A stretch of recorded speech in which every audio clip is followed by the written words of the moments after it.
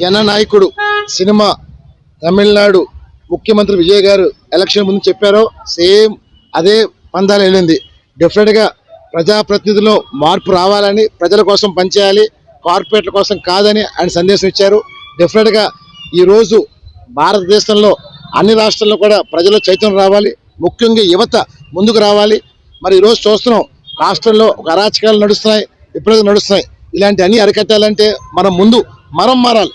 మరం మారితేనే వ్యవస్థ మారుతుంది. సో డెఫినెట్గా రేపు రానున్న రోజు అంతా యువతరం ముందుకు రావాలి. యువతతోనే రాష్ట్ర భవిష్యత్తు. ఈరోజు మనం చూస్తున్నాం జూనియర్ ఎన్టీఆర్ మీద విపరీతమైన ట్రోల్స్ నడుస్తున్నాయి.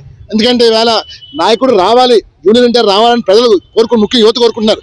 ఇవాళ విజయ్ లాంటి వ్యక్తి అన్ని రాష్ట్రాల్లో రావాలి, అన్ని రాష్ట్రాల్లో ఒక విజయ్ లాంటి యువత రావాలి. మన రాష్ట్రంలో ముఖ్యంగా జూనియర్ ఎన్టీఆర్ రావాలి. ఎన్టీఆర్తోనే రాష్ట్ర భవిష్యత్తు. డెఫినెట్గా చంద్రబాబు నాయుడు గారు, పవన్ కళ్యాణ్ గారు, లోకేష్ గారు ఈ సినిమా చూడాలని కోరుతున్నారు. డెఫినెట్గా ఆంధ్ర రాష్ట్రం భవిష్యత్తు మార్చాలి. ప్రజలు ఏమైతే కోరుకున్నారో అది ప్రభుత్వం చేయాలి తప్ప కార్పొరేట్ వ్యవస్థ కొమ్ము కాయటం మానమని చెప్పి తెలుగు పిలిపేస్తుంది. డెఫినెట్గా రాజకీయాలకు అతీతంగా అందరూ ప్రజలు బాగుండాలి, అన్ని వర్గాలు బాగుండాలి. ఈవేళ కొంతమందే బాగుంటున్నారు తప్ప ముఖ్యంగా యువత ఉద్యోగాలు లేక నానా అవసరాలు పడుతున్నారు, మహిళలు ఇబ్బంది పడుతున్నారు, అన్ని రకాలుగా ఇబ్బంది పడుతున్నారు. అదా ప్రజా ప్రభుత్వం కావాలి తప్ప కార్పొరేట్ ప్రభుత్వం వద్దని చెప్తున్నాం. డెఫినెట్గా విజయ్ గారి సినిమా ఆఖరి సినిమా. ఏదైతే తమిళనాడు గత ప్రభుత్వం సినిమా ఆపాలని చూసింది, నిజంగా సంక్రాంతికి వచ్చింటే ఈ సినిమా 170 సీట్లను గెలిచేవారు.